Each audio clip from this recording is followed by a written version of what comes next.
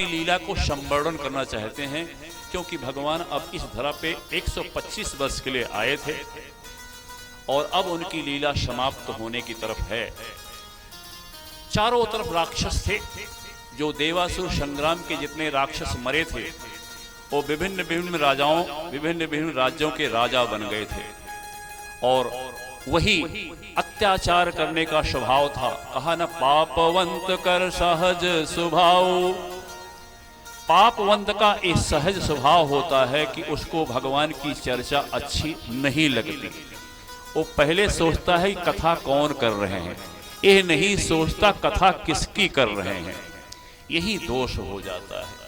यहाँ किसी व्यक्ति का वखान नहीं, यहाँ प्रभु का वखान हो रहा है, इसलिए यहाँ पे धोखा खा जाते हैं। अच्छे अच्छे लोग धोखा खा जाते हैं, परिणामता उनको फिर उसका दंड मिलता है। वही हुआ यहाँ पे। भगवान ने यह देखा कि ये सारे यदुवंशी बहुत अच्छी संख्या हो गई है, मेरी कृपा के कारण कभी ये हारे नहीं।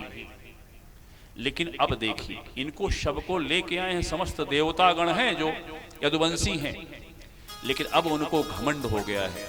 यहां तक कि अक्रूर जी देखिए, अक्रूर जी जिनको कि ब्रह्म ज्ञान दिया था, भगवान ने अपना दर्शन कराया था, वो भी श्यामंतक मणि को चुराने में सहयोग किए थे कि भगवान को, मतलब देख लीजिए अब, किसी से सब अहंकार में हैं। सारे यदुवंशी सोच रहे हैं कि मेरे जरिए सारा युद्ध जीत रहे हैं। सारे यदुवंशियों ने पूरे भारतवर्ष को जीत लिया है।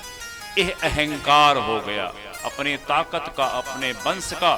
भगवान ने कहा हमने महाभारत के माध्यम से और जरासंध के युद्ध के माध्यम से, कुछ हमने मथुरा में, कुछ गोकुल में और कुछ महाभारत युद्ध में, इन सबको समाप्त किया है।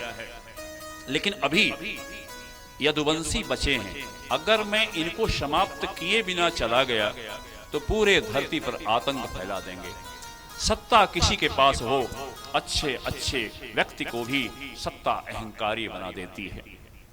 इसलिए भगवान ने यह तय किया, उनके सामने यह भगवान ने निश्चय किया। परिणामतः अब कोई माध्यम चाहिए, तो उन्होंने माध्यम क्या बनाया कि साधु लोग आए हुए थे भगवान का दर्शन करने, जिसमें दुर्वासा ऋषि हैं, महर्षि वशिष्ठ हैं, विश्वामित्र हैं, भृगु जी हैं, अंगिरा जी, जहां जहां भगवान रहते हैं भगवान के दर्शन करने बड़े बड़े संत द्वारिका में पधारते हैं।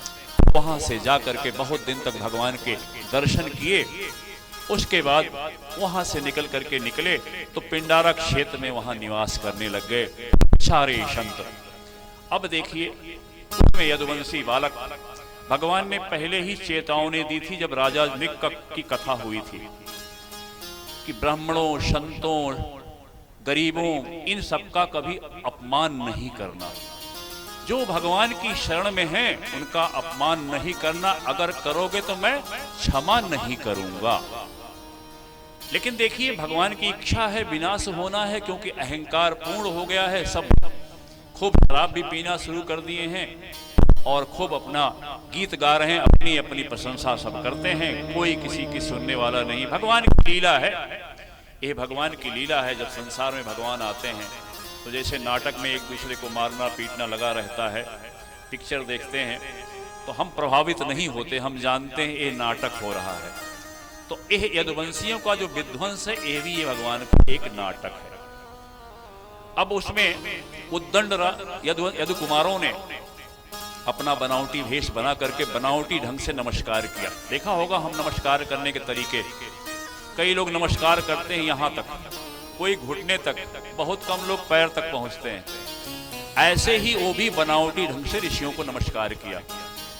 उनको क्या मतलब नमस्कार से? कोई नमस्कार करे, स्तुति करे या निंदा करे, उनको कोई मतलब नहीं। लेकिन भगवान की ऐसे संस्कार, ऐसे नियम बनाए गए कि हमको बड़ों का सत्कार कैसे करना है। परिणाम क्या हुआ? अब उनके अंदर अहंकार तो था ही। उसमें जो शाम्ब थे, जो जामवती नंदन हैं, शाम भगवान श्री कृष्ण के पुत्र हैं, वो बहुत ही गोरे हैं।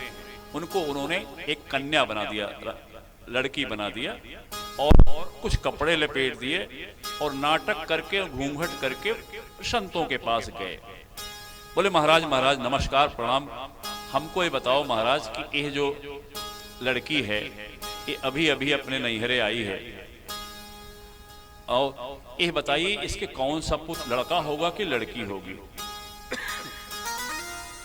बार बार बार बार बार बार इधर चले जाएं संत तो उधर पहुंच जाए, उधर संत चले जाएं तो उधर पहुंच जाए, घेर घेर करके उनको।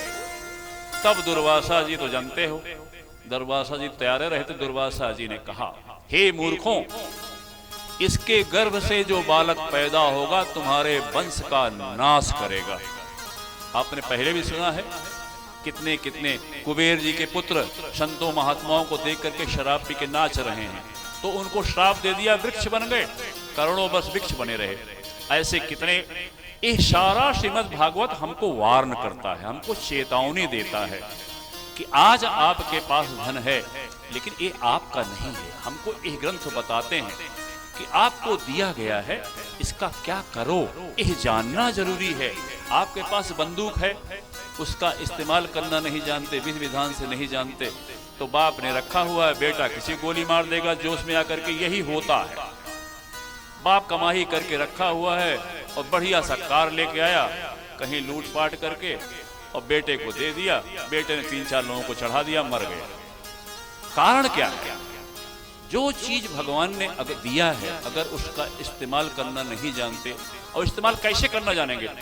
सत्कर्म हो नहीं रहा है, सत्कर्म का दिखावा हो रहा है, भगवान को यह पसंद नहीं है।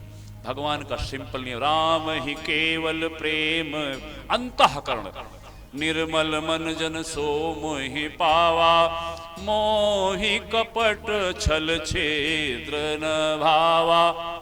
लेकिन अगर संसार में माया के कारण हमसे गलतियां हो गई हैं, तो भगवान हमको कहते हैं कि सर्वधर्मान परित्यज माम एकम शरणम व्रज, अहम त्वाम सर्व पापेभ्यो मोक्षयिष्यामि मा शुच। यह मेरा प्रण है। आपने गलती की जीवन में, यह सनातन धर्म की विशेषता है, आप जब चाहे भगवान की शरण में आ सकते हैं। जो नर हो ही चराचर दो ही, आवे सभय शरण तकी मोही, तजि मद मोह कपट छल नाना, करहु सद्यते ही साधु समाना। ये हमारे भगवान का वादा है। कैसे भी हो, आप किसी भी हालत में हो, जब चाहे भगवान की शरण ग्रहण कर सकते हो। भगवान तुरंत बुला देते हैं, भगवान का स्वभाव है, करुणा निधान है। तो यह संतों का अपमान हो गया, संतों ने श्राप दे दिया। अब देखिए चालाकी, अभी तक हर चीज की मंत्रणा जो भी होता था भगवान कृष्ण से मंत्रणा होती थी, अब नहीं।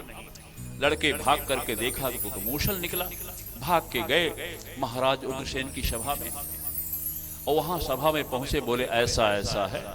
तो राजा उग्रसेन कंस के पिताजी बोले इसको घिसो, घिस घिस करके इसको समुद्र में फेंक दो, और जो एक टुकड़ा बचा बोले इसको भी समुद्र में फेंक दो। अब वही जो चूरा था लोहे का, वही एरक घास बन गया, और जो वो लोहे का टुकड़ा था वो एक जरा नामक बहेलिया, एक मछली का शिकार किया, उस मछली के पेट में था, उसको अपने बाण में लगा लिया। इस प्रकार बाण की नोक में लगा लिया। भगवान की लीला है। अब भगवान काल रूप में, अभी तक भगवान रचने वाले थे, इतने परिवार को बढ़ाने वाले थे, अब वहां काल रूप में रह रहे हैं भगवान। कैसे भी इसी बीच में कहा कि हमारे पिताजी का कल्याण हो, हमारे माताजी का कल्याण हो। तो नारद जी को कहा कि हे नारद जी, हमारे माता पिता को ब्रह्म ज्ञान दे दीजिए, जिससे कि उनका उद्धार हो जाए, उनको साकेत धाम मिल जाए, क्योंकि अपना नहीं संतों के माध्यम से ही ये काम बनता है। ये भगवान ने संतों को सब कुछ दे रखा है। नारद जी ने 9 योगेश्वरों और राजा निमि के संवाद को सुना करके उनको यह बताया कि एह नाही अतः परमो लाभः देहि नाम भ्राम्यायताम इहि यतो विन्देत परमाम शांतिम नश्यति संस्थितिः। देहाभिमानी जीव संसार चक्र में अनादिकाल से भटक रहा है। उनके लिए भगवान की लीला, गुण और नाम कीर्तन से बढ़कर और कोई परम लाभ नहीं है। भगवान के नाम का कीर्तन से बड़ा कोई लाभ नहीं है और बहुत ही सामान्य है। कीर्तन करते ही आप भगवान के साकेत धाम, भगवान के गोलोक धाम जाने के अधिकारी हो जाते हैं, क्योंकि इससे संसार में भटकना मिट जाता है, परम शांति का अनुभव होता है। इस प्रकार उनको भागवत धर्म का उपदेश दिया और भागवत धर्म का उपदेश देने के बाद वहां से नारद जी विदा हो गए। भगवान की यह लीला है। ब्रह्मा जी आए, बोले प्रभु आपका इस धराधाम पे 125 वर्ष के लिए आए थे, अब आपकी अगर इजाजत हो तो आप जो है अपने स्वधाम गमन करें। उनके साथ भगवान शंकर जी भी हैं, सनकाद ऋषि हैं, सब लोग आए, भगवान का दर्शन किए। भगवान ने चिंता मत करो, अब यह यदुवंश विनाश की तरफ बढ़ रहा है, ऋषियों ने श्राप दे दिया है, इनको समाप्त करके इनको सबको अपने साथ लेकर के मैं धाम पे आऊंगा और आपसे मिल करके ही जाऊंगा। भगवान ने वादा किया, सबने भगवान की स्तुति किया और चले गए। भगवान कृष्ण ने कहा कि हे ब्राह्मण, जो मैं जय कह रहा हूं इसी हिसाब से मैं आऊंगा और बहुत शीघ्र सबका विनाश होने वाला है। जैसे ही ब्रह्मा जी गए वैसे ही वहां पे सारे द्वारिकापुरी में बड़े बड़े अपशगुन होने लगे। चारों तरफ अपशगुन के, दिन रात अपशगुन होने लगे। सारे बुजुर्गों ने, सबने एक सोचा कि अब हमारे लगता है कि बहुत ही बुरा समय आने वाला है। सभी भगवान कृष्ण के पास गए। अब भगवान कृष्ण के पास जा रहे हैं। जब वो मूसल निकला था तो भगवान कृष्ण के पास नहीं गए। हर व्यक्ति चाहे भगवान के साथ रह रहा हो, वह भी बहुत चालाक होता है, वो भी अपनी बुद्धि लगाता है। कोई भी भगवान को मानता कौन है? संत जन मानते हैं, उनके हवाले हो गए। बाकी भगवान को मानना और भगवान को जानना इतना आसान नहीं है। बड़े बड़े ज्ञानी का पतन हो जाता है, ये आपने दर्शन किया होगा। अब भगवान के पास जब आए तो भगवान ने सलाह दिया कि जैसे दक्ष ने श्राप दिया था चंद्रमा को, उसको कोढ़ हो गया था, गलित कोढ़ हो गया था, और प्रभास क्षेत्र में जाकर के वहां पे भगवान की स्तुति किया, तब उनका वो श्राप मुक्त हुए थे। इसलिए हम सभी प्रभास क्षेत्र में चलते हैं और देवताओं पितरों को तर्पण करते हैं, ब्राह्मणों को दान करेंगे, उन्हें भोजन कराएंगे, तो निश्चित रूप से एक कष्ट कट जाएगा। क्योंकि ब्राह्मणों का शाप है, ऋषियों का शाप है, संतों का शाप है, यह अकाट्य है। भगवान कृष्ण की आज्ञा पा करके सभी यदुवंशी प्रभास क्षेत्र जाने की तैयारी करने लगे। और इसी बीच ये हुआ, इसी बीच ये सारा चीज देख रहे हैं कि भगवान कृष्ण जान रहे हैं कि अभी 7 दिन के बाद समुंदर ये सारी द्वारिका डुबो देगा। उद्धव जी जान गए हैं। उद्धव जी भगवान के परम भक्त हैं, ब्रह्म ज्ञान था ही। ओहो, देवगुरु बृहस्पति महाराज के शिष्य हैं, व्यक्तिगत शिष्य हैं, बहुत ही ज्ञान है, और भगवान के जरिए भगवत भक्त हो गए उनके। वो आए और उनके चरणों में गिर पड़े, बोले प्रभु मैं जान रहा हूं कि आप अपने धाम जाने वाले हैं, लेकिन मुझे भी ले चलो प्रभु। वरना आपका समय नहीं हुआ है, आप इसी धरा धाम पे रहो। और अब वैराग्य धारण करके कि यह संसार नाशवान है, यह विचार, उनको भागवत धर्म का उपदेश दिया, आत्मज्ञान का उपदेश दिया, और ब्रह्मवत्ता दत्तात्रेय और राजा यदु के संवाद को उनके सम्मुख रखा और यह बताया कि ब्रह्मवेत्ता दत्तात्रेय से यदु महाराज ने, हमारे पूर्वज यदु महाराज ने यही प्रश्न किया था। तो मैं उस भागवत धर्म का उपदेश दे रहा हूं आपको कि सब कुछ जो दिख रहा है ये स्वप्नवत है।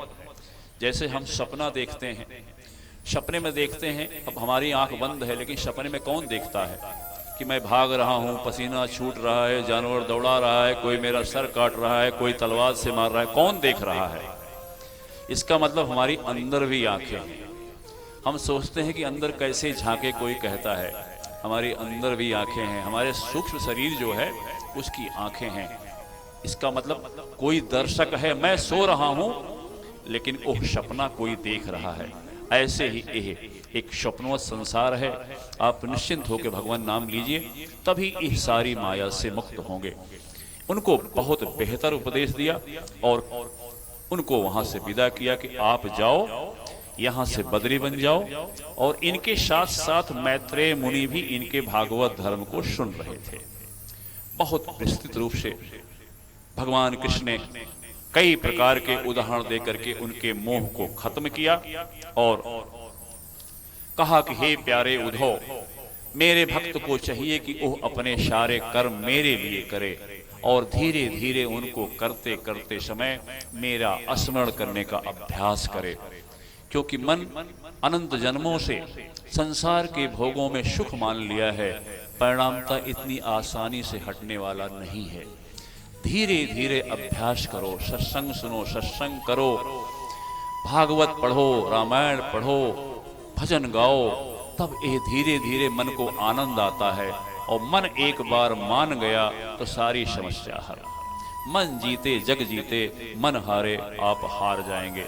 यह मन को रोकना है तो खाली भगवान के सतोक रसो वैशः हैं, आनंद घन है उनकी। इस प्रकार से मेरी प्राप्ति के जितने साधन हैं, भगवान कृष्ण कहते हैं उद्धव को, उनमें मैं तो सर्वश्रेष्ठ साधन यही समझता हूं कि समस्त प्राणियों में, समस्त जीवों में, समस्त मनुष्यों में मन, वाणी और शरीर से मेरी भावना की जाए, यह परमार्थ है। भगवान का यह परमार्थ का उपदेश है, यही हम सबका उद्देश्य है। हम धीरे धीरे अभ्यास करें कि हर जीव भगवान है, हर व्यक्ति भगवान है, यह जगत भगवान है, वृक्ष भगवान है। यही अंतिम उद्देश्य है श्रीमद् भागवत का। लेकिन कठिन है। अभ्यास करें। कैसे अभ्यास करें? कीर्तन करें, भजन करें और पुस्तकों का अध्ययन करें। जहां सत्संग हो वहां सत्संग में जाएं, निर्मल मन से जाएं। अपने मन में ऐसी भावना लेके न जाएं कि कहां से आवत आए हो, भागवत कहता है, ऐसा ना। क्योंकि कथा तो भगवान की है, शक्कर की बोरी है, किधर से छुओ शक्कर मिलेगा। भगवान की कथा कोई व्यक्तिगत कथा थोड़े है, वो तो भगवान की कथा है और रसो वैसा है, रस ही रस है। यहाँ व्यक्ति की नहीं, भगवान की कथा हो रही है। मन बहाने लगाएगा कि जो अंतरराष्ट्रीय भागवत कथा वाले आएंगे वृंदावन से, ऑस्ट्रेलिया से, ऑस्ट्रेलिया में जाते हैं, इंग्लैंड में जाते हैं, वो यहाँ आएंगे तब हम सुनने जाएंगे। नहीं, यह दोष दर्शन है। यह मन आपको बहाना बना करके आपको ला नहीं रहा है, यह कह रहा है दूर भाग जाओ, चलो चलो चलो। यही करते करते हमारे अनंत जन्म बीत गए। हम दोष दर्शन करते करते यह जीवन यापन कर रहे।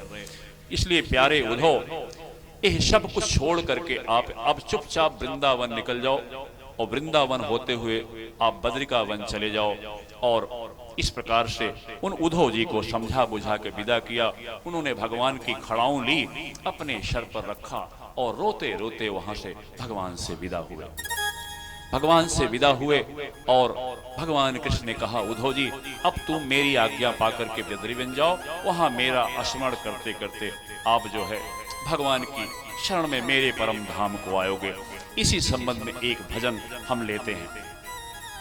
लोगोवा लोगोवा काहे खातिर, हरे लोगवा काहे खातिर डाकू, हरे लोगवा काहे खातिर चोर बेईमान बनल बा। जबकि दहिया 4 दिन के मेहमान बनल बा। जबकि दहिया 4 दिन के मेहमान बनल बा। लोगवा काहे खातिर चोर बेईमान बनल बा। लोगवा काहे खातिर चोर बेईमान बनल बा। जबकि दहिया 4 दिन के मेहमान बनल बा। जबकि दहिया 4 दिन के मेहमान बनल बा।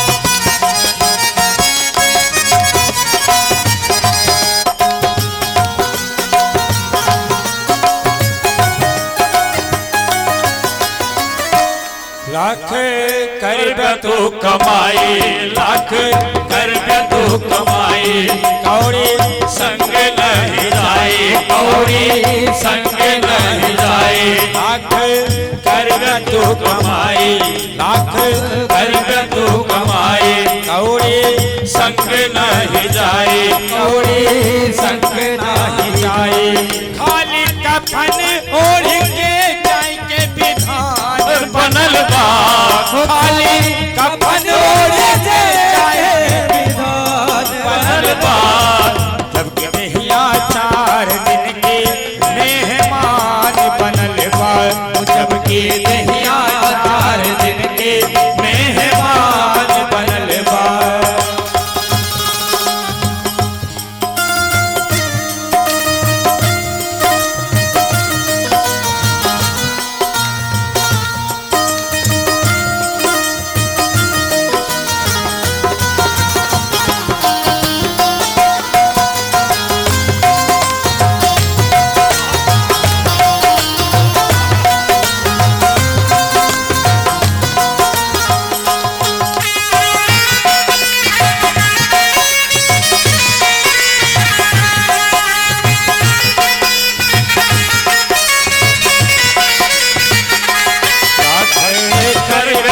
कमाई, लाख कर तू कमाई, कौड़ी संग नहीं जाए, कौड़ी संग नहीं जाए। लाख कर तू कमाई, कौड़ी संग नहीं जाए, लाख कर तू कमाई, कौड़ी संग नहीं जाए।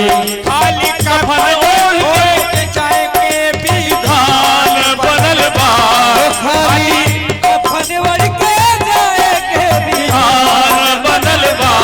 जबकि नहिया 4 दिन के मेहमान बनल बा, जबकि नहिया 4 दिन के मेहमान बनल बा। काहे करत हा गुरूर, काहे करत हा गुरूर, एक दिन जैब तू जरूर, एक दिन जैब तू जरूर। काहे करत हा गुरूर, एक दिन जैब तू जरूर। काहे करत हा गुरूर, एक दिन जैब तू जरूर। तोहरा जाए खातिर पास के विमान बनल बा, तोहरा जाए खातिर पास के विमान बनल बा। जबकि नहिया 4 दिन के मेहमान बनल बा, जबकि नहिया 4 दिन के मेहमान बनल बा।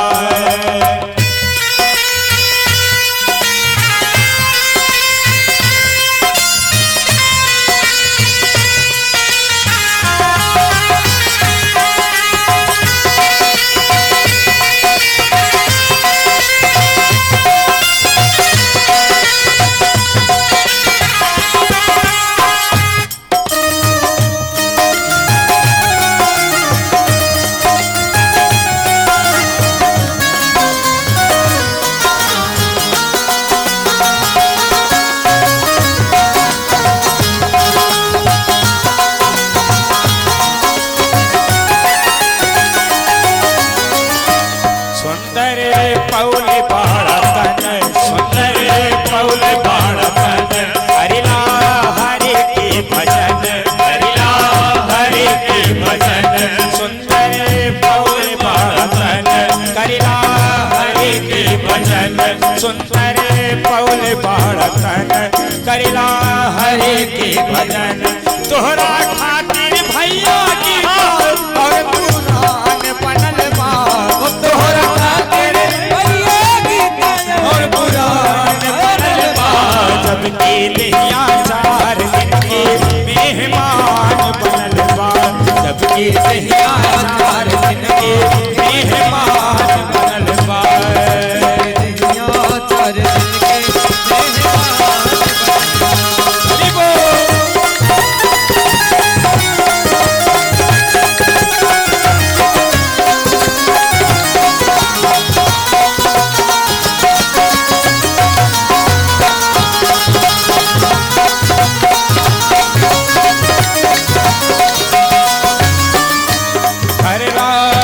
चैन